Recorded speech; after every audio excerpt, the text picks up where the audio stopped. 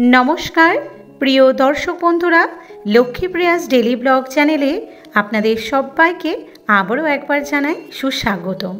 बंधुरा जे व्यक्ति सकाले घुम थेके उठे एई तीनटी जिनिस दर्शन करे सेई व्यक्तिर जीवन शक्ति अत्यंत बृद्धि पाय, सेई व्यक्ति अत्यंत भाग्यशाली हय एबं सेई व्यक्ति जीवने जेटा चाय सेटाई पाय।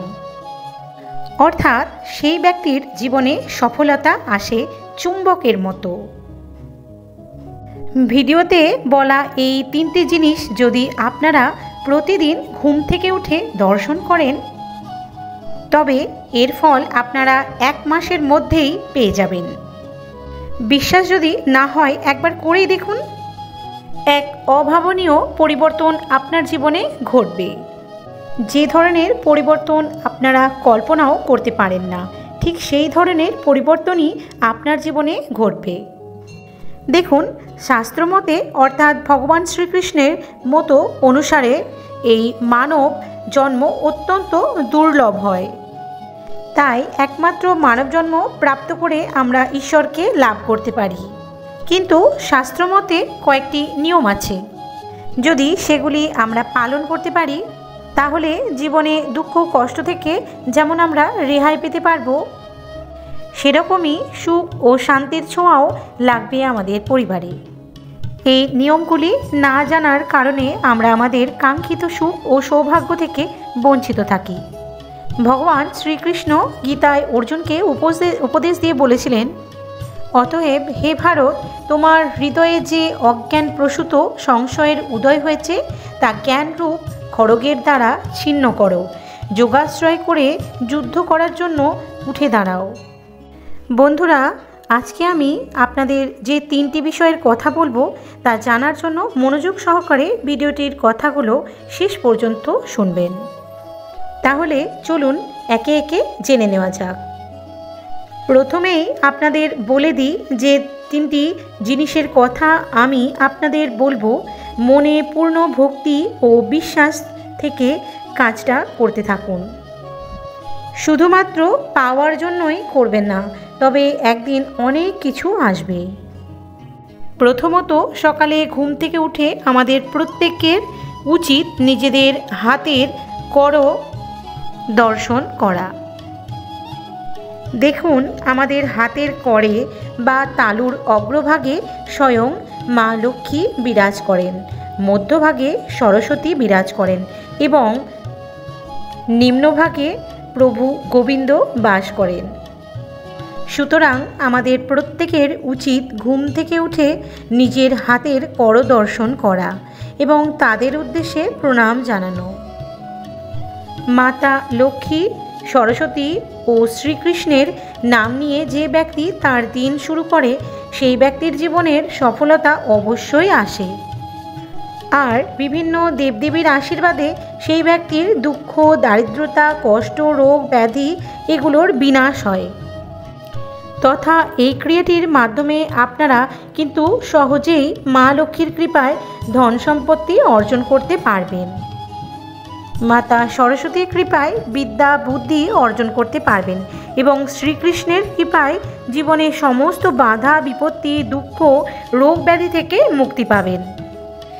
এছাড়াও হাত দর্শন করতে করতে আপনি যদি একটি মন্ত্রের জপ করতে পারেন তাহলে খুব তাড়াতাড়ি জীবনে কিছু শুভ ফল পাওয়ার সম্ভাবনা থাকবে। মন্ত্রটি হলো, করাগ্রে বসতি লক্ষ্মী, করমধ্যে সরস্বতী, করমূলে তু গোবিন্দয়, প্রভাতে কর দর্শনাম। অর্থাৎ আমার হাতের অগ্রভাগে মা লক্ষ্মী, মধ্যভাগে মা সরস্বতী এবং মূল ভাগে ভগবান শ্রীকৃষ্ণ বসবাস করেন এবং এনাদের আমি দর্শন করে থাকি। বন্ধুরা, এবারে আমি আপনাদেরকে দ্বিতীয় বিষয়টি নিয়ে বলবো।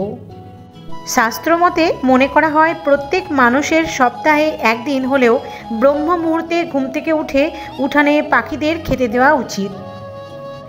যদি আপনার ঘুম ভোর 3টে থেকে 5টার মধ্যে ভেঙে যায় তাহলে বুঝবেন ভগবান স্বয়ং আপনাকে এই সংকেত দিচ্ছেন। যে আমাদের প্রত্যহ ব্রহ্ম মুহূর্তে ঘুম থেকে উঠে যাওয়া এবং উঠানে আসা পাখিদের খেতে দেওয়া প্রয়োজন। সুতরাং আমাদের এই ব্রহ্ম মুহূর্তে ঘুম থেকে ওঠা আবশ্যক, অভ্যাস করা উচিত এবং এই কাজটিও করা উচিত। এর ফলে আমাদের মন ও মস্তিষ্ক সতেজ থাকবে এবং জীবনের সফলতা বহন করে নিয়ে আসবে।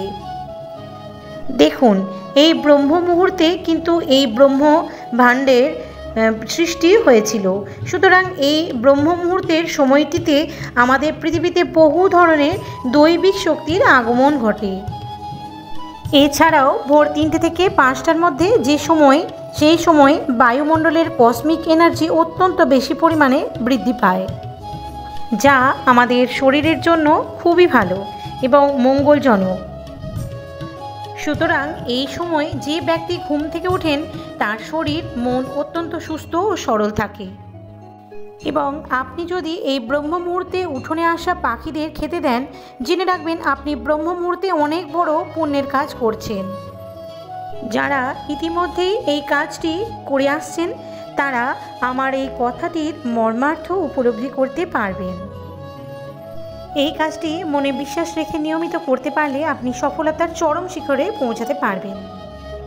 মনে করা হয় ব্রহ্ম মুহূর্তে যে পরিবার এই কাজটি হয়ে থাকে সেই পরিবারে স্বয়ং মা লক্ষ্মী অধিষ্ঠান করেন। তৃতীয় বিষয়টি হলো, যারা সকালে থেকে উঠে ঘুম থেকে উঠে ঈশ্বরের নাম আরাধনা, পূজা অর্চনা ইত্যাদি করেন, তাদের অতি আবশ্যক ঘুম থেকে উঠে মুখ ধুয়ে স্নান পর্ব সেরে নিয়ে তারপর ঈশ্বরের সামনে বসে শঙ্খ, ঘণ্টা ইত্যাদি জিনিসের দর্শন করা উচিত। তারপর ঈশ্বরের কাছে বসে কিছুক্ষণ ঈশ্বরের নাম সংকীর্তন করুন। কারণ যেদিন ঈশ্বরের নাম দিয়ে আপনার সকাল শুরু হয় সেদিন কিন্তু সত্যিই অন্যরকম হয়, অত্যন্ত আনন্দের সাথে দিন কাটে। এরপর নিজের পিতামাতা, সূর্যদেব এবং গুরুদেবের উদ্দেশ্যে প্রণাম জ্ঞাপন করে আপনি নিজের কাজ শুরু করেন।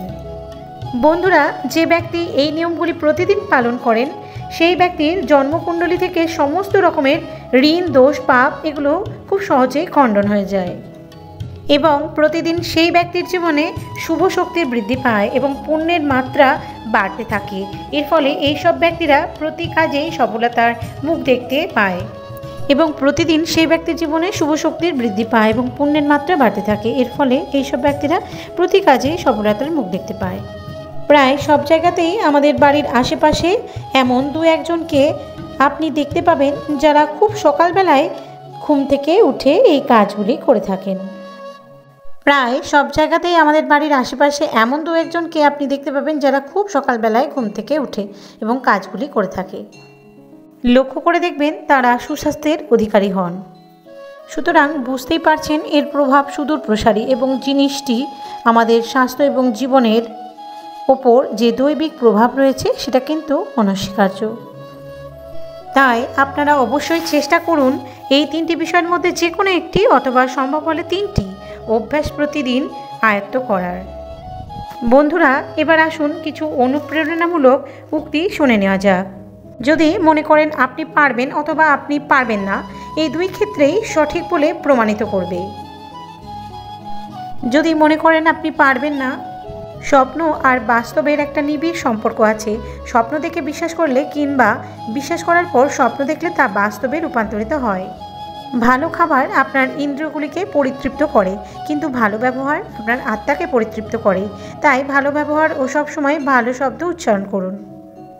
শ্রীকৃষ্ণ বলেন, মন বায়ুর মতো চঞ্চল, এতে কোনো সন্দেহ নেই, কিন্তু ক্রমাগত অভ্যাসের ফলে মনকে বশে আনা যায়। আপনি যদি আপনার মনকে নিজের বশে আনতে না পারেন তাহলে এই মনই আপনার সবচেয়ে বড় শত্রু। আর আপনি যদি মনকে বশে আনতে পারেন তাহলে এই মনই আপনার পরম বন্ধু হবে।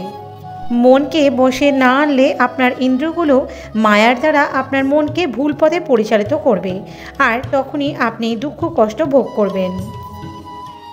সময় আমাদের বশে চলে না, আমরা সময়ের বশে চলি। আর সময় একদিন সবারই আসবে, পরীক্ষা শুধু ধৈর্যের।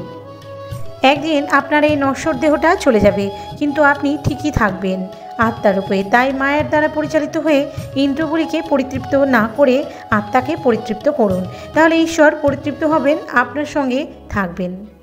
যা ভাগ্যে আছে তা দৌড়ে আসবে, আর যা ভাগ্যে নেই তা এসেও পালিয়ে যাবে। যেমন দমকা হাওয়া নৌকাকে পথভ্রষ্ট করে দেবে, তেমনি কামনা বাসনা মনকে বিভ্রান্ত করে দেবে। ভুল হওয়াটা প্রকৃতি, তা মেনে নেওয়াটা সংস্কৃতি, আর তা সঠিক করে নেওয়াটাই প্রগতি। যদি আপনি সমস্যার সমাধান করতে পারেন তাহলে চিন্তা কেন করছেন? আর যদি সমস্যাটির কোনো সমাধান না থাকে তাহলে চিন্তার কোনো প্রয়োজন নেই। ভগবানের কাছে করা প্রার্থনা দ্বারা মানুষের পরিস্থিতি পরিবর্তন হোক বা না হোক, কিন্তু এই প্রার্থনা মানুষের চরিত্রের অবশ্যই পরিবর্তন আনবে। ক্রোধ হলো মানুষের নরকের পথে নিয়ে যাওয়ার দরজা। ক্রোধের ফলে মানুষের মন অশান্ত হয়ে পড়ে, সেই আবেগের বশে অনেকবার নিজের ক্ষতি করে ফেলে। জীবনে সবথেকে ভুল সেটাই যে ভুল থেকে আমরা কিছু শিখতে পারি না। তুমি আজকে যে কর্ম করছো তার ফল তুমি আগামীতে পাবেই পাবে। মনে রাখবে, আজ যা তোমার কাছে আছে তা তোমারই কর্মের ফল। এই সম্পূর্ণ সংসারে কেউ মহান হয়ে জন্মায় না, তার কর্মই তাকে মহান করে তোলে। গীতায় বলা হয়েছে, কেউ তার কর্ম থেকে পালাতে পারবে না, কর্মের ফল তো অবশ্যই ভুগতে হবে।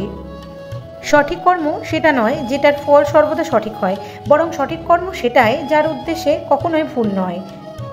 মানুষ সবসময় তার ভাগ্যকে দোষ দেয়, এটা জেনেও যে ভাগ্যের উপরে তার কর্ম যা তার নিজের উপরে রয়েছে। বন্ধুরা, আজ এই পর্যন্ত, আবার আসবো পরবর্তী ভিডিও নিয়ে। ততক্ষণের জন্য ভালো থাকুন, সুস্থ থাকুন। আর যারা নতুন বন্ধু, চ্যানেলটিকে সাবস্ক্রাইব করে পাশে থাকবেন, একটি লাইক শেয়ার করে দেবেন। দেখা হচ্ছে পরবর্তী ভিডিওর সাথে। ধন্যবাদ।